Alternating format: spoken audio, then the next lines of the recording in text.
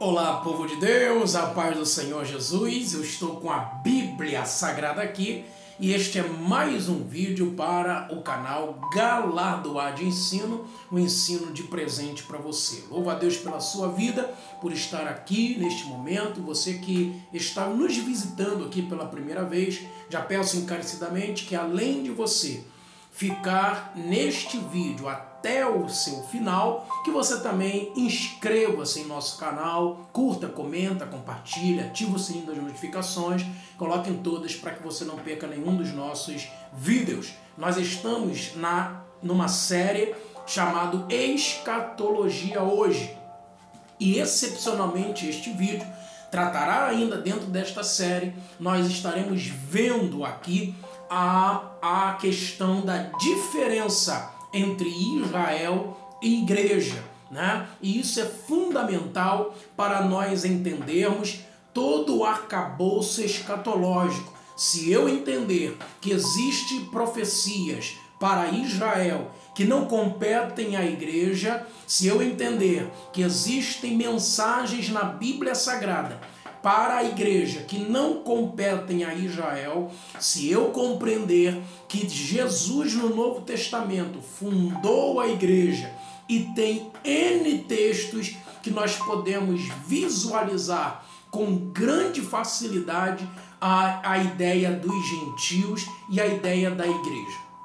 Nós temos no Antigo Testamento que é 70% escrito para Israel, nós temos em alguns momentos específicos textos que embasam a ideia de que os gentios também têm parte na salvação, que os gentios também possuem o seu lugar, né, no plano do evangelicalismo a partir do próprio Deus e também a partir de Jesus. Este vai ser o vídeo que nós estaremos falando um pouco, né, panoramicamente, acerca de Israel e acerca da igreja. Você é muito bem-vindo neste canal. Você vai surpreender.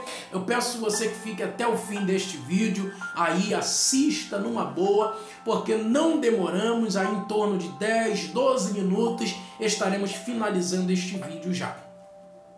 Quando nós olhamos para a Bíblia Sagrada como um todo, nós observamos que pouco mais de 70% de toda a Bíblia está relacionada diretamente a Israel. E aí a gente precisa identificar 3 pontos importantes. A primeira coisa é averiguarmos que israelita é aquele que descende de Abraão. Israelense é aquele que nasceu em Israel, não necessariamente descenda de Abraão. E o judeu é aquele que nasce na Judéia, aquele que vive na Judéia. Portanto, Jesus era um judeu, um israelita, porque descendia de Abraão e de Davi, como nós vemos em Mateus capítulo de número 1 e Lucas capítulo de número 3. Jesus é considerado leão da tribo de Judá, porque ele é um judeu de nascimento, de natureza. Ele nasce em Belém de Judá. Então ele é um judeu por nascimento, um israelita por genealogia e, obviamente, naquele tempo ele já era considerado, portanto, um israelense, uma vez que também nasceu em Israel. Quando nós falamos de Israel ainda, nós estamos falando de um espaço geográfico específico, que fica naquilo que os geólogos chamam de crescente fértil. Então este crescente fértil, que ali seria as civilizações antigas, né? A história de Israel, ela se entrecruza com as civilizações antigas, desde os acadianos, os sumérios, posteriormente os egípcios e assim depois os caldeus. E é daí que Deus vai chamar Abraão de Ur dos Caldeus, a antiga Babilônia, né? A antiga Babilônia, para poder fazer de Abraão uma grande nação. Então esta nação que veio a partir de Abraão e que passou para Isaac, depois descendeu de Jacó, e de Jacó nasceram, a partir de suas 4 mulheres, 13 filhos, 12 homens e uma moça chamada Diná. Esses 12 filhos constituirão, portanto, aquilo que é chamado de Israel, uma vez que foi a partir de Jacó a troca do nome que o próprio Deus deu a Jacó, porque ele lutou com Deus e prevaleceu, isto é chamado príncipe de Deus, que é o nome Israel. Então nós vamos identificar que primeiro a gente está falando de um povo, de uma civilização. Este povo e esta civilização vai ser assentado em um determinado ponto geográfico, devidamente estabelecido pelo próprio Deus. Quando Deus estabelece a terra de Canaã, que Abraão pisou, que Jacó pisou, que Isaac pisou, e que posteriormente, pela murmuração do povo, o povo vai ficar escravo no Egito, e a saída do povo de Israel do Egito vai fazer com que eles permaneçam no deserto durante 40 anos, e somente com Josué, por volta do ano 1000 a.C., aproximadamente 1100 a.C., é com Josué que eles vão adentrar a terra que emana leite e mel. Nós estamos falando de uma peregrinação de um povo. E esse povo foi o povo escolhido por Deus para ser o protótipo dos outros povos, ou seja, os povos adjacentes e os povos que viriam posteriormente às suas próprias civilizações. Então nós temos Israel como a ideia de um Deus que escolheu um povo para ser exemplo para outros povos. Porque os povos adjacentes a Israel eram povos altamente politeístas e pagãos. Então qual era a ideia? A primeira ideia era de um povo que adorasse a um único Deus, ponto, monoteísta. Segundo, a ideia de que esse Deus monoteísta, o Deus Yahvé, o Deus Jeová, o Deus do Antigo Testamento, o Deus da nação de Israel, do povo de Israel, era um Deus invisível. Ele não precisaria aparecer para ninguém. Ele não precisaria se mostrar esse Deus. Apenas a voz era suficiente para Israel acreditar neste Deus. Israel, portanto, seria como se fosse a mãe dos outros povos no que se refere à adoração a um único Deus, monoteísmo, né? E também a adoração a um Deus invisível. O restante dos povos, além de serem politeístas, eram também povos que precisavam o tempo inteiro de idolatrar alguma coisa feita pelas mãos dos homens, o que era algo abominável aos olhos desse Deus Yahvé, o Deus do Antigo Testamento. Nós vamos identificar que ao longo da história de Israel no Antigo Testamento, principalmente depois da entrada da monarquia, né, israelita, e aí assim, posteriormente a entrada daquilo que a gente chama de profetismo israelita, nós vamos observar muita ênfase também a outros povos. O livro de Isaías, por exemplo, que é um livro que tem 66 capítulos e é recheado de profecias acerca do Novo Testamento, inclusive acerca do Messias, está estabelecido ali também a ascensão e até mesmo a aceitação desse Deus por outros povos. A profecia contra Amon, contra Moabe, contra Egito, contra Babilônia, contra Pérsia, contra outros lugares, advém para nossa mente, para nossa limitada memória, de que outros povos também poderiam adentrar nessa ideia da adoração a um único Deus. Então isso já estava nas entrelinhas do Antigo Testamento, né? Você tem este ponto, eu vou citar apenas um para não demorar o texto, Você tem, por exemplo, a Raabe, que não era judia, não era israelita, não era descendente de Abraão e de Isaac, mas quando os espias adentraram em Jericó, Raabe vai fazer com que os 2 espias que foram lá para observar a terra, né, observar a cidade, ela guardasse esses 2 espias e até mesmo mentisse para o seu próprio povo acerca dos 2 espias. Pelo fato dela fazer isso, a Bíblia vai dizer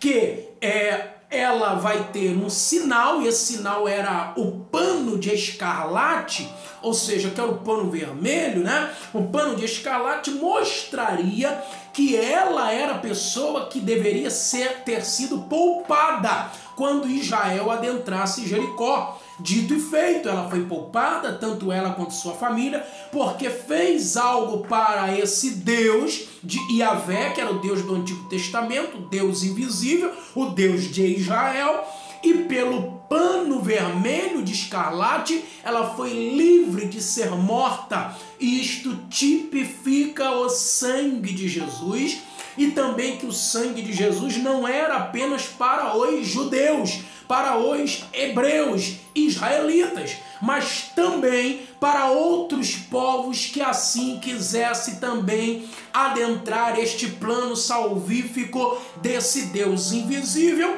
que precisou se manifestar de maneira suprarracional, que era através do próprio Jesus Cristo no Novo Testamento. Então, uma é a relação de Deus com Israel. Outra será a relação de Deus com a igreja. Né? Nós temos aí, obviamente, a ideia de Deus para o conceito da igreja. Né? A ideia de Deus para o conceito da igreja. Se para o Antigo Testamento majoritariamente foi escrito para Israel e também está sendo escrita a história de Israel, então nós temos majoritariamente também Deus tendo relação com Israel especificamente. Mas nas entrelinhas nós vemos alguns textos que corroboram para a ideia de anexar outros povos à concepção da salvação, a concepção da adesão a esse Deus invisível do Antigo Testamento.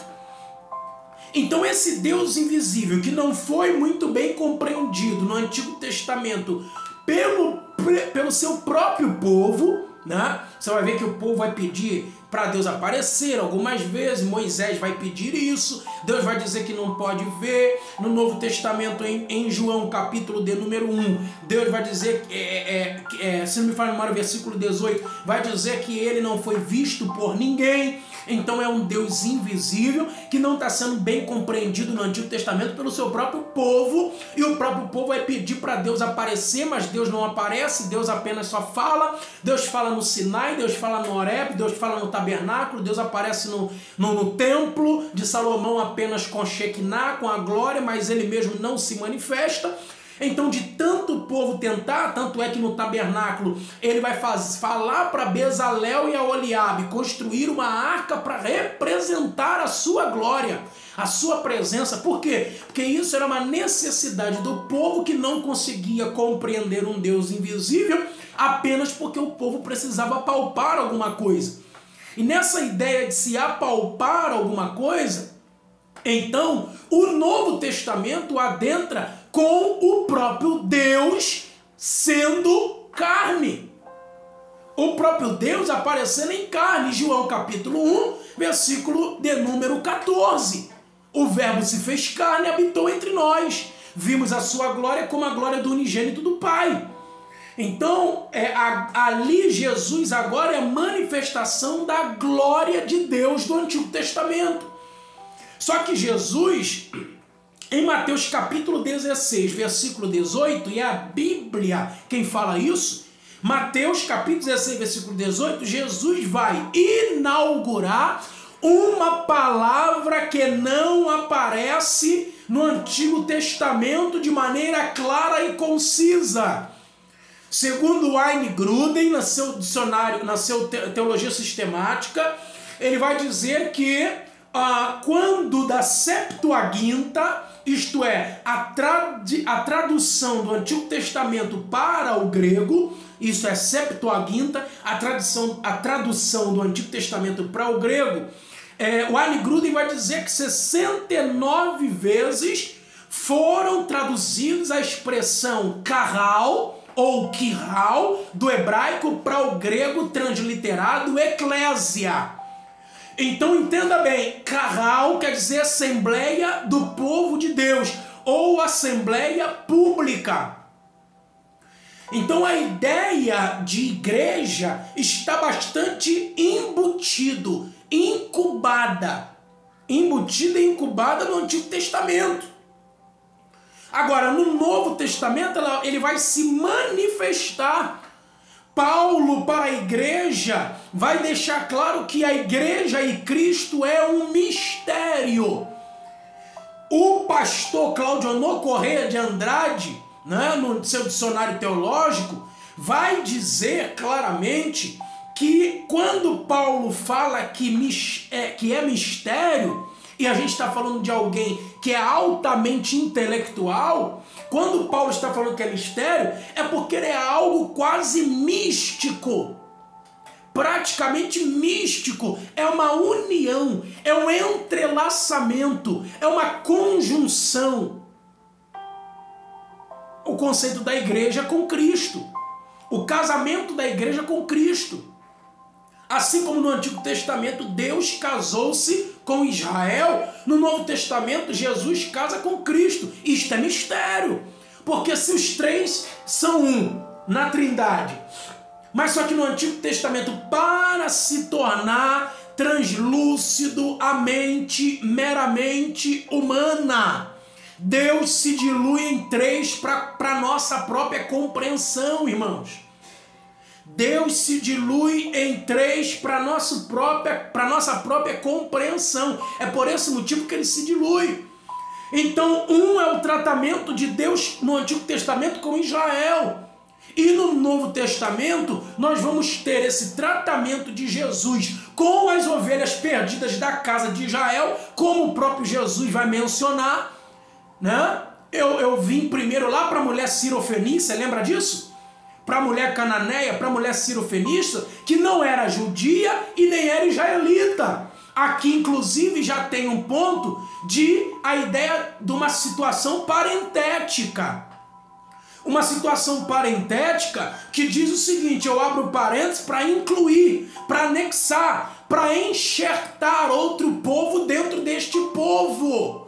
Porque Paulo vai dizer aos romanos, para nós, como igreja, não nos ensoberbecermos com relação à ideia da salvação, porque primeiro veio Israel, e nós somos sabedores disso, primeiro Israel. Isto está claro e evidente em algumas das parábolas que Jesus menciona no Novo Testamento. Em algumas das parábolas que Jesus menciona no Novo Testamento, nós observamos que primeiro veio Israel. E depois a igreja. A igreja, como o apóstolo Tiago vai dizer, é enxertada em Israel. Há um enxerto em Israel. Então essa concepção de Mateus 16, 18 é Jesus inaugurando o conceito da igreja. Por que a gente precisa tomar tempo com relação do binômio Israel e igreja? Por que a gente precisa tomar tempo nisso? Para que não haja uma interpretação equivocada a respeito das revelações escatológicas, inclusive do próprio Cristo, do próprio Jesus no Novo Testamento, como nós vamos citar daqui a pouco a respeito de Mateus 24. Então nós temos a ideia de Mateus 16, 18, né, que é a fundação da igreja, ou seja, a partir dali já inicia o período eclesiástico inaugurado escrituristicamente. O período eclesiástico foi inaugurado escrituristicamente lá em Mateus 16, 18. E que não é Pedro o fundamento da igreja, mas sim Jesus. Sim, a revelação que o próprio Espírito de Deus deu a Pedro. Tu és o Cristo, o Filho do Deus vivo. Então, por causa desta afirmação, as portas do inferno não prevalecerão contra a igreja. Quer mais textos? Efésios, capítulo de número 1. Efésios, capítulo de número 1, versículo 22. Efésios, capítulo 1, versículos 22 e 23. Olha o que diz o texto. E sujeitou todas as coisas a seus pés, e sobre todas as coisas o constituiu como cabeça da igreja, que é o seu corpo, a plenitude daquele que cumpre tudo em todos. Então quem é o corpo de Cristo? É a igreja. Nós somos membros deste corpo, cujo cabeça se chama Jesus de Nazaré. Então nós temos aqui clara distinção. João capítulo de número 1, versículo de número 11 e 12. João capítulo 1, versículo 11 e 12. Eu estou abrindo o texto bíblico, mas isso vai ficar registrado aí depois em casa.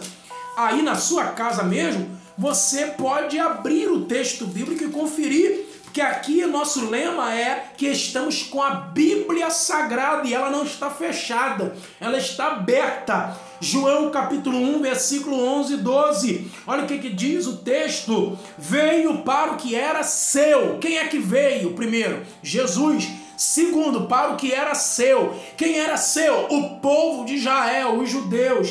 E os seus não o receberam. Quem que não recebeu? Os judeus não receberam Jesus como ele é. Os judeus achavam que Jesus era apenas um profeta, mas ele era muito mais do que profeta. Versículo 12. Mas a todos quantos o receberam, deu-lhes o poder de serem feitos filhos de Deus, aos que creem no seu nome. Então isso implica dizer que Jesus, primeiro, como ele mesmo disse, veio para as ovelhas perdidas da casa de Israel. Ele vai dizer para a mulher cirofenícia que não era judia e que não era israelita. Ela era pagã, ela era de outros povos, ela tinha um povo politeísta, mas ela vai entender o processo, vai se chegar a Jesus, e Jesus ainda vai dizer para ela, não é bom tirar o pão dos filhos e dar aos cachorrinhos. Aí a mulher vai responder, mas até os cachorrinhos comem da migalha que cai da mesa do seu Senhor. Então Jesus vai dizer assim, olha, grande é a tua fé, nunca vi fé assim em Israel. Tipificando que existe salvação e também a mensagem do Evangelho iria chegar a outros povos que eram gentios e que iria constituir-se a igreja. Ou seja, a igreja de Cristo constitui-se toda de gentios. N. Lawrence Olson, no livro O Plano Divino através dos Séculos, ele vai deixar claro esta tipificação, ele vai usar o conceito iconoclasta, iconográfico, ele vai usar o conceito iconográfico da Bíblia Sagrada, o estudo da tipologia bíblica, e vai dizer a respeito de José, quando casa com Asenate, que não era uma mulher do próprio povo, mas era mulher pagã, era mulher de outro povo. Então José é um tipo de Cristo que casa com uma mulher que não é judia, ou seja, que casa com a igreja, que constitui automaticamente de um povo pagão, de um povo gentil. O que é gentil? Aquele que não é judeu. Tá dando para entender? E que casa, inclusive, nos 7 anos de fome que o povo estava passando necessidade na terra. Assim também, Deus vai casar com Jesus casa com a igreja nos mesmos 7 anos do período tribulacional. Isso segundo Lawrence Olson. Obviamente, Lawrence Olson é dispensacionalista. E nós acreditamos no esquema escatológico futurista dispensacionalista, que para cada parte da história bíblica há um período em que Deus aprova ou reprova o povo. Isso é importante nós entendermos. Então, nós temos Efésios capítulo 1, 22 e 23, como nós lemos agora, sobre a ideia da constituição da igreja por Jesus Cristo e ele sendo, então, o cabeça da igreja. O que eu estou querendo dizer é que há um povo específico que é Israel. Os judeus hoje, inclusive tem judeus hoje, que creem em Cristo. Inclusive eles têm o Novo Testamento, que é a Brit Hadashah, que é o Novo Testamento. É judeu, Brit Hadashah. Isto é, para quem acredita no Novo Testamento, entende, portanto, que Jesus é o Messias prometido do Antigo. Mas para os judeus conhecidos como judeus ortodoxos, né, isto é, monoteístas extremados, que é aquele que acredita no famoso Shema, isto é, o que está escrito em Deuteronômio 9:6, né? 6:4, perdão, 6:4, Deuteronômio 6:4, ouve, Israel, o Senhor teu Deus é o único Senhor. Então eles acreditam que o único Senhor é um de um, mesmo, unidade simples, tá? Unidade simples, unidade absoluta. Então eles traduzem este um como a tradução do hebraico para Yahid. Yahid é unidade absoluta ou unidade simples, ao contrário de Errad, que Errad é a unidade composta, ela admite uma composição, né? Ela admite composição, isto é, pode ser um de único ou um de um cacho de uva. Um cacho é apenas um, mas possui muitas uvas, inclusive isso está no livro de Números. Um cacho de uva. Tá dando para entender? Então isso é importante nós avaliarmos, ok? Textos referenciais, nós vamos deixar aqui na descrição, aqui embaixo, posteriormente, os textos cruciais que nós estamos usando para embasar o nosso estudo acerca da diferenciação entre Israel e igreja. Por isso que eu te disse para ficar aqui até o fim, né? Você tem Salmo 28, verso 1, Salmo 40, verso 2, Isaías 28, 16, Daniel capítulo 2, versículo 35, Mateus capítulo 21, versículo 42, Atos dos Apóstolos capítulo 4, versículo 11 e Efésios capítulo 2, versículo de número 20. João 1,11 vai demonstrar o conceito dos edificadores, que primeiros edificadores são Israel. Tá bom? Então nós temos aqui, por exemplo, para nós fecharmos aí, eu falei que era 12 minutos, né? Ai, Jesus. E eu tô correndo, os irmãos estão vendo que eu tô correndo, né? Para nós fecharmos aqui, nós vamos usar apenas o texto de Mateus, mas tem textos correlacionados, tá? Você sabe muito bem que Mateus, Marcos e Lucas são evangelhos sinóticos, isto é, de mesma visão, de mesma ideia. Então, onde tem um texto, geralmente tem no outro. Então, nós temos aqui, por exemplo, a parábola da mulher, a mulher cananeia, que nós falamos aqui em Mateus capítulo 15, versículo 21 ao 28, e Marcos 7, do 24 ao 30. Né? Nós temos aí Mateus capítulo 20, versículos 1 ao 16, que fala dos trabalhadores na vinha. Mateus capítulo 20, do 1 ao 16, os trabalhadores na vinha. Lembra disso? A ideia de que o trabalhador foi passando pela rua e chamou as pessoas para irem trabalhar na sua vinha. Ele chama lá o primeiro na primeira hora do dia, depois na terceira hora, depois na sexta hora, depois na nona hora, depois na 1/10ª hora. E quem entra na vinha para trabalhar na 1/10ª hora, recebe a mesma coisa daquele que entrou. Ou seja, Israel entrou primeiro. Está desde o início do contrato espiritual para a pregação do evangelho para todo o mundo. Israel entrou primeiro, depois vieram outros povos entrando, até que a igreja entra por derradeira. Isso implica dizer na salvação. Israel veio primeiro, depois a igreja vem depois pregando o evangelho, mas isso não significa que a igreja estará fora e Israel dentro. Israel não pode falar assim, mas a gente está trabalhando o tempo inteiro. João capítulo 4, Jesus vai dizer, eu vou colocar vocês para semear onde vocês não plantaram. Outros trabalharam, mas vós usufruireis do seu trabalho. Isso é o que está acontecendo com a igreja. Outras pessoas morreram, os judeus foram dizimados.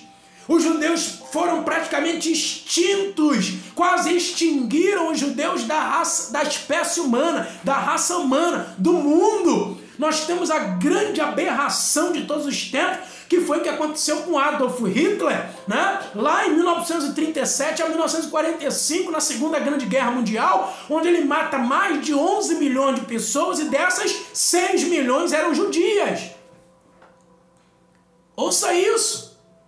Então nós como igreja entramos por derradeiro, entramos por último. É por isso que Jesus está dizendo: por isso muitos que eu chamei por último serão primeiro, e muitos que eu chamei primeiro serão último. Por isso nós acreditamos no arrebatamento antes da grande tribulação, porque a grande tribulação é o trato de Deus com Israel. E como a gente era último como igreja e passamos a ser primeiro porque acreditamos piamente no Cristo, né? Em Jesus, acreditamos sem precisar ver. A igreja acredita em Jesus sem precisar ver nada. Os judeus não acreditaram em Jesus vendo-o. Então olha que interessante isso. Os primeiros que eram judeus serão últimos.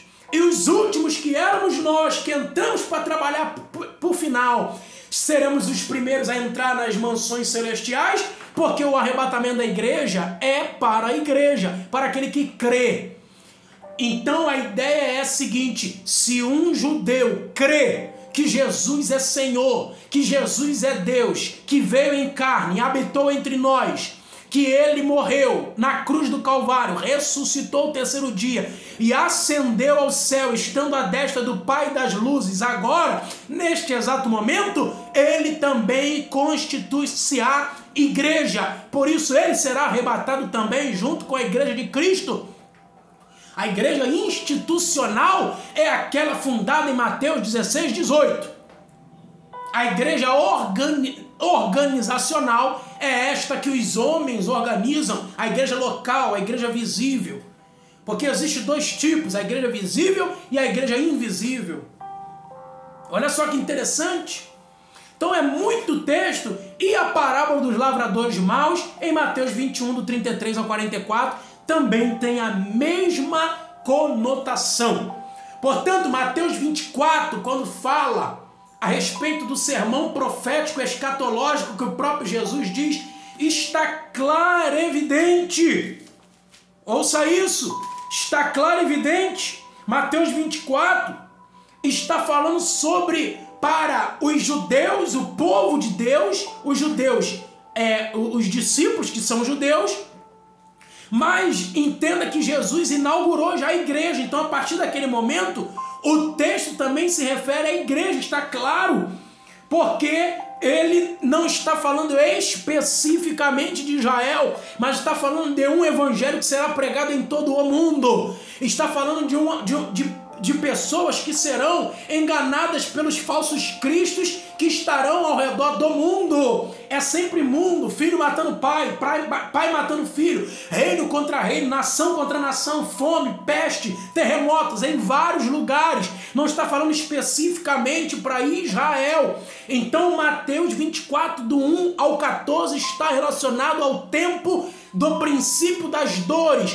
e nós entendemos que o princípio das dores está relacionado ao período de 2000 anos de história, desde que Jesus foi assunto aos céus até os dias de hoje. A igreja está no princípio das dores.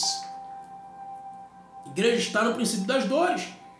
Para quê? Para que esse evangelho possa ser pregado em todo o mundo, versículo 14. Agora olha a diferença do versículo 15 e aqui nós encerramos. Olha a diferença do versículo 15. Quando, pois, virdes que a abominação da desolação, de que falou o profeta Daniel, está no lugar santo.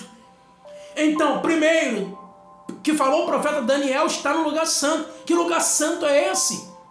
Quando você vai ler Daniel a respeito da abominação da desolação, no Daniel capítulo de número 9, a partir do versículo 24, você vai ver que esta desolação, a abominação da desolação, vai estar sentado no templo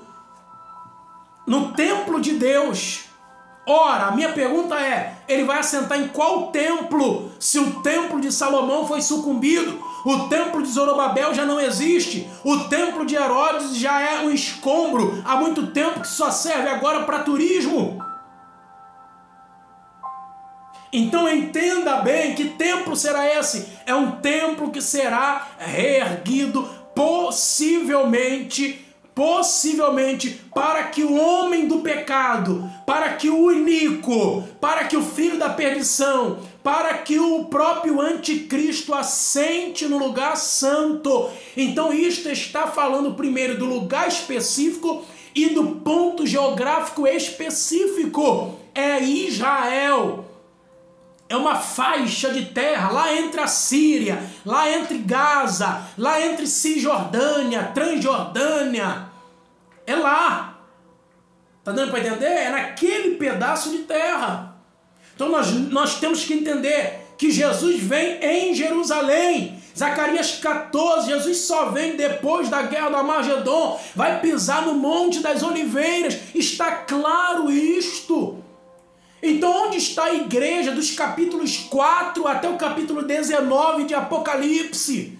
Que é justamente o mesmo ínterim, o mesmo hiato de tempo em que vai estar acontecendo as maiores atrocidades em todos os tempos, quando nunca houve nem jamais haverá, como a Bíblia menciona, que é a grande tribulação. Dos capítulos 4 ao capítulo 19, o Apocalipse toma tempo apenas na grande tribulação de 7 anos, de que falou Daniel capítulo 9, versículo 24 ao 27. E a expressão eclésia não se vê a partir do capítulo 5. Não tem eclésia no capítulo 5. Só volta a expressão eclésia já no céu, na bodas do Cordeiro, em Apocalipse capítulo 19. Então, uma é a menção da nação de Israel, outra é a igreja. Só que Deus, lá depois do Armagedon, lá no novo céu e na nova terra, lá depois do juízo do grande trono branco, ele vai fazer se cumprir o que está escrito em João capítulo 10, versículo 16. O que está escrito em João capítulo 10, versículo 16? Eu estou com a Bíblia aqui, ó. João 10, 16, para que você entenda perfeitamente. Aqui a gente fecha, tá? João 10, 16, olha. Ainda tenho outras ovelhas que não são deste aprisco. Ele está falando para judeu. E está dizendo que ainda tem outras ovelhas que não são deste aprisco. Também me convém agregar estas. Quem é outras ovelhas? Ou quem são as outras ovelhas que não são Israel? São gentios. E a igreja toda é constituída de gentil, porque não são judeus. A elas ouvirão a minha voz. Aí sim, e haverá um rebanho e um pastor. Onde é que vai acontecer isso? O pastor vai ser Jesus Cristo. E o rebanho? A junção de Israel com a igreja, lá no novo céu, na nova terra, vai ser o clímax, vai ser o apogeu, vai ser o cume, vai ser o desfecho da trama bíblica no final de todas as coisas, quando ele fará nova todas as coisas e jamais nós entraremos na eternidade com ele, assim como Adão e Eva eram antes do pecado, nós seremos depois no novo céu e na nova terra. Então Deus continue abençoando a sua vida. Você está aqui no canal Galardoar de Ensino e está nesta série extraordinária. Não perca esta série. Volte nos outros episódios. Nós temos 8 vídeos com esse 9. Nós temos 8 vídeos em nosso canal no YouTube, né, aqui no YouTube, para poder falar acerca da escatologia. E estamos nas preliminares ainda.